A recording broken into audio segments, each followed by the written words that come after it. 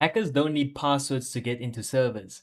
Sometimes they don't even need anything other than a misconfiguration. The server you see on the screen has SSH access locked behind keys, but that didn't stop us from getting access. So, how does this happen? While most real world breaches these days don't start with just brute force attacks and zero-day exploits, they start with simple misconfigurations. In this case, the server was running a service that wasn't meant to be exposed, and on top of that, it was misconfigured. But once it was exposed, it gave us a way to write directly to the system.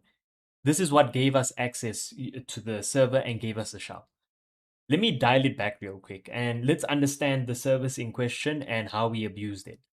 So, we're going to be speaking about Redis today, and essentially, Redis is a super fast in memory data store where instead of saving data to disk like a normal database, Redis keeps everything in RAM so it can read and write data extremely fast.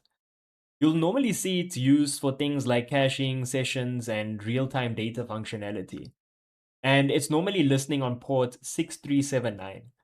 But it can be misconfigured to allow unauthenticated read and write access. So, the goal, how do we get access to the server without credentials? And this is where we come to my screen. So, on my screen, you can see that I've ran a port scan on the target we're going to be testing today and trying to get in. And as you can see, there's a bunch of services open. By a bunch, I mean four, but we are mainly focused on the Redis, which is 6379. And as you can see, we see port 22 SSH open. And you'll see later on that seeing port 22 SSH open and that the server allows or is accepting, could be accepting SSH connections. We could maybe, you'll see how it's geared towards how we're going to be using SSH to get into the server without providing any credentials, right? So to also show you that nothing weird going on. So if I try and get onto the server and I do yes, it asks for a password, which, I don't know any passwords. So that's essentially what we're trying to explain. So coming back now to, the testing, I normally when I test Redis on Reddit, I normally start with just trying to get a connection into the Redis instance. And as you can see, we have access. I next do info, which gives me a bunch of information. And info is a good one, but sometimes, even though you get a connection to this the Redis instance, when you try typing commands, you might get an auth fail and all that, where you require a password and all that. So this is just to validate that we have a first misconfiguration, which is unauthenticated access to the instance, right? We can further figure that out by using the, basically checking the configuration. And I might be typing it wrong or getting it wrong. Config get all. There we go. And essentially, to validate, the misconfiguration in terms of us getting into the Redis instance without a password, we can just do get back up, can do a config get require path, and if I'm messing up something here, require path. There we go. Again, so it's config get require pass, and as you can see, line 2 is empty, which means there's no password set for the instance. But I'm going to quickly then move on to, start of this attack that we're going to be speaking about today, which is basically how Redis handles file writes. So if I come back to this, you can see that we have a directory set called varlib Redis, and then we also have a DB file called dump.rdp. So normally I don't even understand too much about this, but in terms of the use case, we know that if I were to have keys basically set, and if I try to check if I can check all the keys by doing, well, you can see we don't have any keys, right? But say we have a key set, right? And I save the keys. what it will do is Redis will write the keys and other metadata and binary data and all that into this file. So we first obviously need write access to a file through Redis, and then we need to check if we can write to a specific file. Now, this is where I'm saying remember the SSH instance, because you guys are going to see what we're going to be doing. So we need to start now with the first with basically the misconfiguration. Is we've identified the directory and the file, but can we set it to new stuff, right? So what you can do is if we do a set, I do set to directly to var Redis, which is the same one, but now we do something else like that doesn't exist. It will tell you that the file or directory doesn't exist. But let's see, because sometimes Redis is run as a user, and users with SSH being opened tend to have .ssh folders, right? We can see that works, which means the .ssh folder works, which also tells me that Redis is probably a user, or the Redis instance is running as um, the user Redis, basically.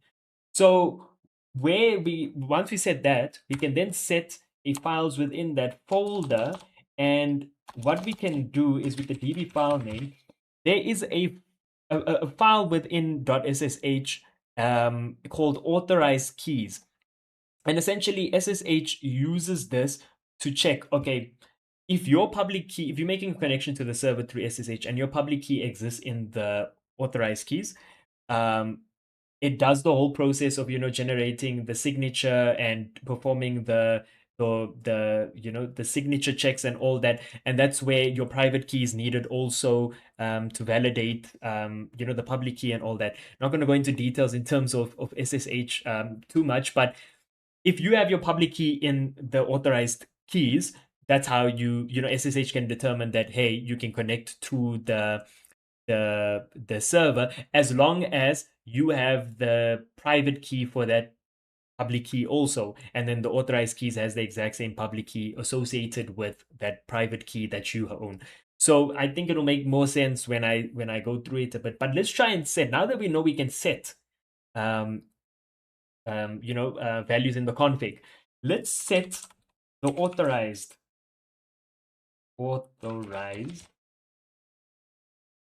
keys, the authorized keys file, and that's an okay also. So if I do a config get db file name, we should see authorized keys, which we know it's set, right? So essentially, what's going to happen now is when we save key information, Redis is going to write the values of those keys into this authorized keys file. And we know that this authorized keys file is used by SSH to, kind of allow us to SSH into the server if our public key is there. So what can we do? Well, it's simple. If we can obviously create a key with our public key and save, and Redis then hopefully saves it into this authorized keys file, it would mean that we can get SSH. And essentially, that's where we're kind of going to come out here. And let me connect it to my desktop. What we're going to do now with this attack is I have a methodology that I follow with, which basically has commands and stuff for specific attacks and stuff.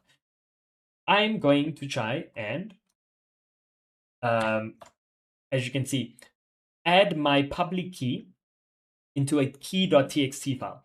And this command might look a bit weird and stuff if you're not too familiar with, terminal commands and all that kind of stuff, code. But essentially what I'm doing is I'm creating a file, a txt file that contains my public key with new lines on top and below my public key. So and I know that is probably not key. So what I need to do is .ssh dot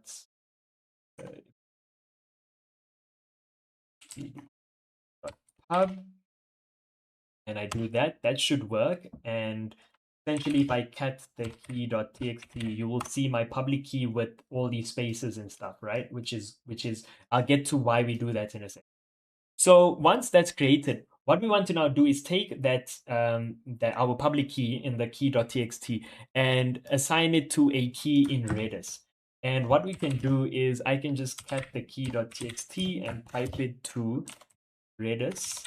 And if I can just quickly get the IP target again, that also not forget the h, and then we use dash x and set, and we can set our new key to ssh key underscore key, which will essentially now what you'll see is it will set or create an ssh create a Redis key that will have the value of our, which will have our public key as the value, right? So if I do that and hopefully it works, and we connect to Redis again, that if I do keys all, I should see the SSH key. And if we take that further,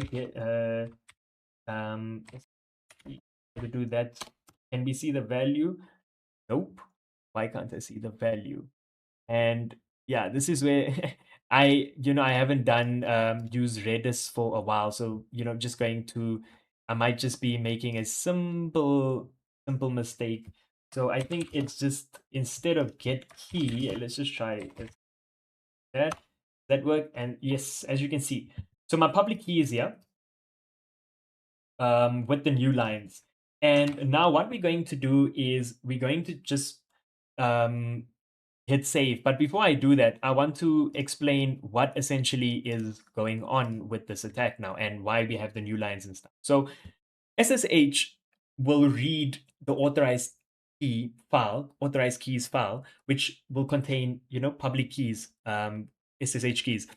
And that's basically, the authorized keys that are allowed to SSH into the server. Obviously, with the client creating the connection, having the corresponding private key also.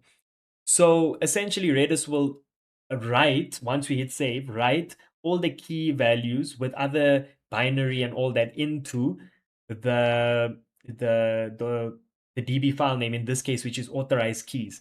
And essentially, if we write it without, if we had no new lines, it might put our key with other binary data, and the SSH D process won't be able to read it properly. So we create the spacing so that we know that when the SSH process reads it line by line, we at least have our public key spaced out, which basically kind of ensures that the technique will work and that the SSH process will read our public key properly. So all we have to do now is hit save and see the OK. Now we're hoping it's written our public key into the authorized keys. And basically, we're at the end of the attack, because now with the public key, hopefully in the authorized keys file, all we need to do is SSH into Redis. So if I SSH into Redis and that IP, let's see if we get a connection. Boom. And we in. No password, no nothing. I didn't have access to the server at all. Didn't have access to SSH as I showed earlier. But now we on the server. And this is a little bit better and safer that it's running as Redis and not root or anything like that. But that's where, as you can see, we're in the current working directory, which is varlib Redis. And this basically shows us that Redis was a user that had a .ssh folder, and obviously within that .ssh folder we probably had authorized keys. And if I can cat let's see if we can cat .ssh.